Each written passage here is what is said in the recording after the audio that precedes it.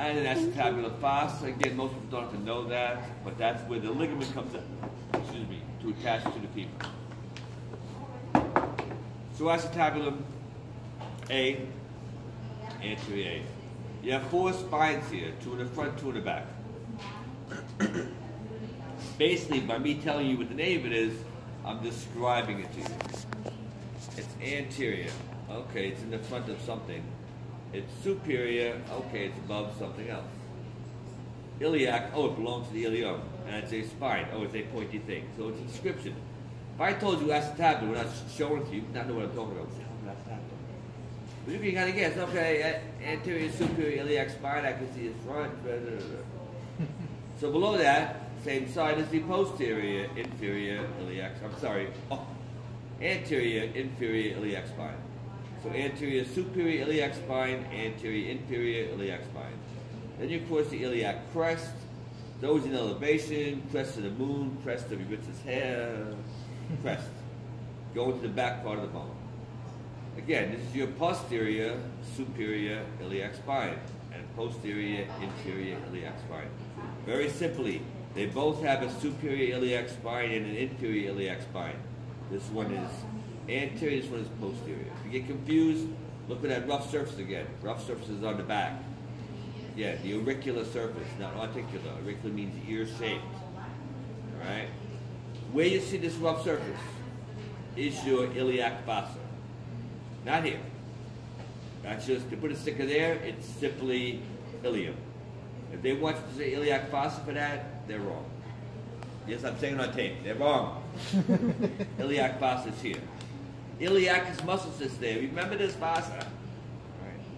So you leave your posterior, inferior iliac spine. You come to this big notch here. It is your greater sciatic notch. Your sciatic nerve goes through there. Very large, painful nerve. Again, grandma, my sciatic is acting up. Give me a whiskey. Well, it was my house. So your house. Give me a cup of tea. Greater sciatic. I love you, Grandma. Greater sciatic notch. Okay? This is the spine. You do have to know. You have to know this one. So remember this one. Gotcha. With only one name. Ischial spine. You're in the ischial bone now. Ischial spine. Ischial spine separates your greater sciatic notch from your lesser sciatic notch. Okay? After that spine, we have this big bumpy area. Again, this is the ischium, but if it belongs to the ischium, it's going to be ischial. Ischial spine, ischial tuberosity. Tuberosity, big bumpy area, tuberosity. On either side of this tuberosity is your ischial ramus, smooth, angled area, ischial ramus, okay? And this goes across to lead to your pubic bone and your pubic ramuses, or ramii. This line, which some have to know, some don't have to know, is called pectineal line, pubic crest, or nothing. Either way, that line does separate your inferior pubic ramus from your superior pubic ramus. So there's 2 of them. All right. At the end of that spine with no name is the pubic tubercle. Small bump, tubercle. Big hole, obturator foramen. Obturator foramen. This here is where your pubic symphysis will sit. Again, I told them in their class, more than likely, your classes, maybe you'll have the pelvic girdle on the table. They ask you about certain things, you know, false pelvis, true pelvis, male, female. Well, between them is going to be your pubic symphysis, all right? But there are some bones over there, just like this, that have the rubber thing on there, pubic symphysis. Or they can just ask you what articulates here. Same answer, pubic symphysis. Right? That is your pelvic bone. I have a question. What is the true and false pelvis? Well, you need to get the pelvis first. Okay. Should I? You need to, well, you should get it. Not you. I can't make my slave do it?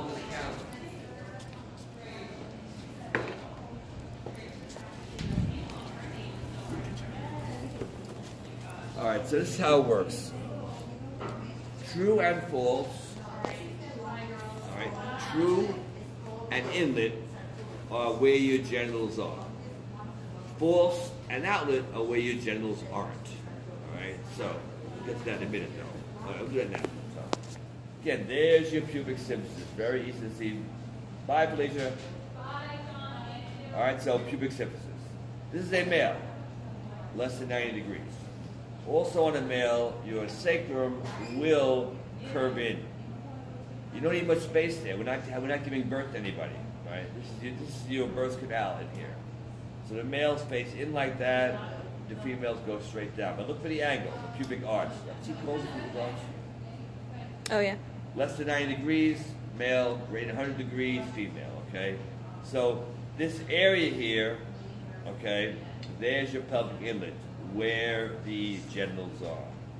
Between your ischial spines here, there's your true pelvis, okay? So back here, behind those spines, there's your pelvic outlet, and also your false pelvis is back there also, okay? Understand that. That should be it for now. There's 4 things, right? Yeah. Hey, Laura. What else are there? Oh, yeah, sorry, yes. Again, nobody really has to know this on here. All right, this is called, on this model here, it's called your arcuate line that separates your ilium from the rest of your bones here. But that same line on here is called your pelvic rib. That you may have to know on your pelvic rib, okay? Possible. Femur, the bone, not the company that does not come to your house after a snowstorm, okay? Femur, not femur. All right, so femur, again, has a head, femoral head, has a neck, femoral neck. This is my philosophy of this, all right? Logic dictates my life, except when it comes to obeying dictates my life when it comes to If they ask you what bone is this, and you say femur, why do I gotta say femoral head? I just told you the femur. But that's what they would sometimes want femoral head, head of femur, femoral neck, neck of femur. You gotta know what you can call it. I don't know. Alright? And again, the head always faces medially, keep that in mind, therefore it's the medial side. There is a hole in this head. It's not by mistake. This is where the ligament that attaches the femur to the acetabulum will sit. This is called fovea capitis. The word fovea capitis means hole in the head. Oh, hole in the head. Just don't call it hole in the head. Call it fovea capitis. As with the humerus, the greater of anything is behind the head, but in this case, the greater is much bigger than the lesser. It's your greater trochanter. Greater trochanter. Or trochanter, I don't care what you call it, what you spell it. And then medial to that is your lesser trochanter. Okay. There's an elevation between them. A crest is an elevation. Inter anything, again, is named by what it's entering. Intertrochanteric crest. If you have to know this, some do, some don't. There's a bump below there. This is called your gluteal tuberosity. This is where your gluteus minimus muscle will attach to, which is under your gluteus medius and gluteus maximus. This is why we got such nice cushioning and tushioning. We've got 3 muscle layers there. Gluteal tuberosity. When we turn it over, this is the posterior side, this is the anterior side. The trochanters are now hidden kind of. There's a smooth area between them. Intertrochanteric line. Not everybody has to know that. Intertrochanteric line, okay? This is simply your shaft. Again, like any bone has, who cares? Right, shaft. But in the back part of this bone is this line coming down here. It is called your linea aspera. Linea means line, and aspera means aspera. Okay, you put your hand behind your leg, you tighten it up, you can feel the ligament on top of that linea aspera. Okay. So again, head is always medial. There's your medial condyle. Okay. Again, if you look at this skull, it has the same shape as the occipital condyle. It's a rounded, smooth area for attachment of something. And there's your lateral condyle. Again, space between them. Inter anything is named by what it's entering. Intercondylar fossa. Fossa. And on the back part of this bone, where you can see the condyles clearly, is your popliteal surface. Your popliteus muscle will go through there. In 132, your popliteal artery will go through there. But for now, just know your popliteal surface or not, if you don't have to. Okay. And there is your patella surface. Patella surface. okay, where your kneecap sits. So for your left and right people, head's medial, patella surface in the front, therefore it's your right femur. Medial. Then you have epicondyles. You also have another bump called the adductor tubercle. Not everybody has to know the adductor tubercle. There's two bumps on the medial side, one bump on the lateral side. The big bump here, very pronounced, is your adductor tubercle, ADD ductor tubercle. Behind that is your medial epicondyle. Okay? If you don't have to know adductor tubercle, then the whole thing is medial epicondyle. But there's only one bump on the lateral side, your lateral epicondyle. That's it. Okay? So generally, if you have to know the adductor tubercle, they will label it here, and they will label your lateral epicondyle to not confuse you. Generally don't put a label here and a label here. They generally don't. Generally don't. Now, do you guys have to know your ridges? I know you don't. Ridges. Sound familiar to you? Supracondylar ridges? Most do not. I'll tell you anyway. Who cares? So your linear aspect is going to split. Very simple.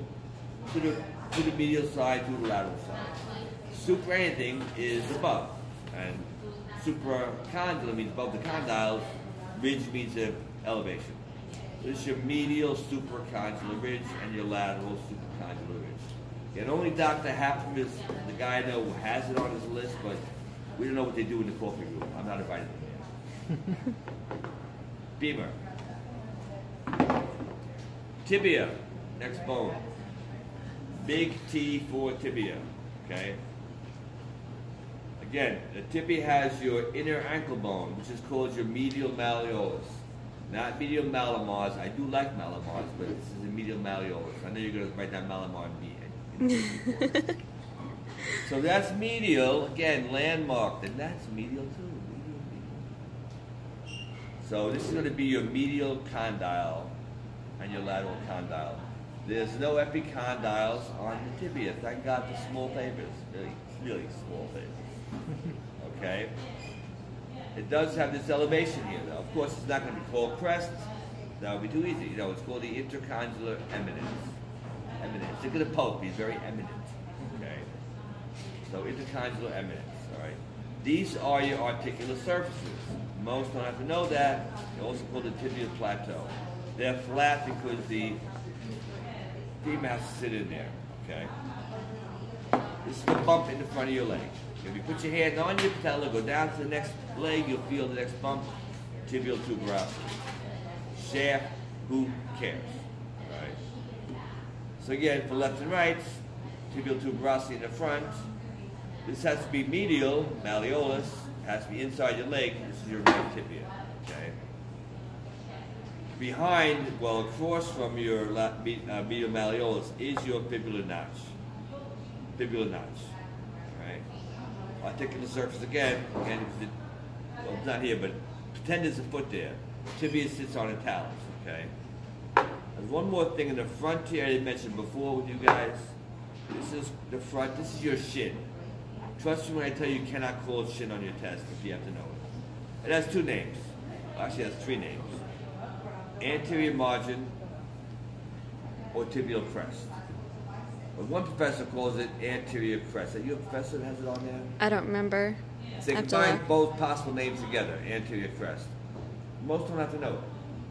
All right, just understand it's one of those three names. I would accept any of those names. I would even accept shit, because I love you guys. You know? So many bones in this test here. I might even accept bone thingy.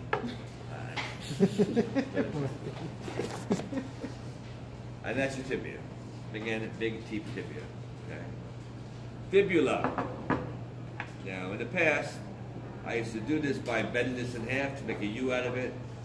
As people who have talked to me before know, I've broken 5 of them already, so they told me to stop doing that. Even if you look at my white box, you'll see 2 parts of a fibula, that's why. This does work, only so many times.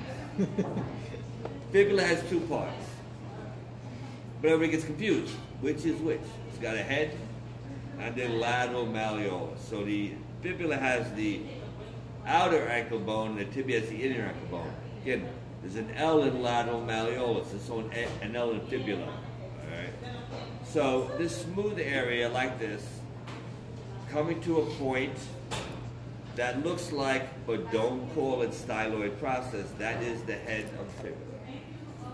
Where you see the snake, and it's kind of bumpy on one side, but over here it's nice and smooth.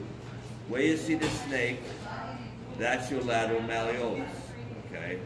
Whichever way the snake is pointing, that's the leg it's from. It's pointing to the right, that's the right tibia. Again, it's pointing to the right because that's your outer ankle bone, your lateral ankle bone, so it's got to be pointing outwards.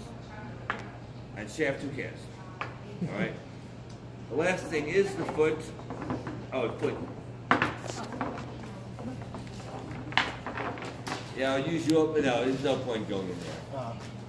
There's no point going in there. We have all the toes in place. Yeah, this one either has half a hand or a bag of hand bones in there. Thank you. Foot. Again, same deal with the hand. You got your phalanges.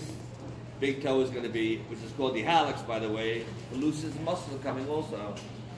So medial to lateral, first, second, third, fourth, fifth, metatarsals. Tapping, tapping, tapping on the gas pedal. Mm-hmm. First proximal, first distal phalange again. Second proximal, second distal, blah, blah, blah. And second proximal, second middle, second distal phalange. Who cares? Same as the hand. 7 tarsal bones. 1 less than the carpals.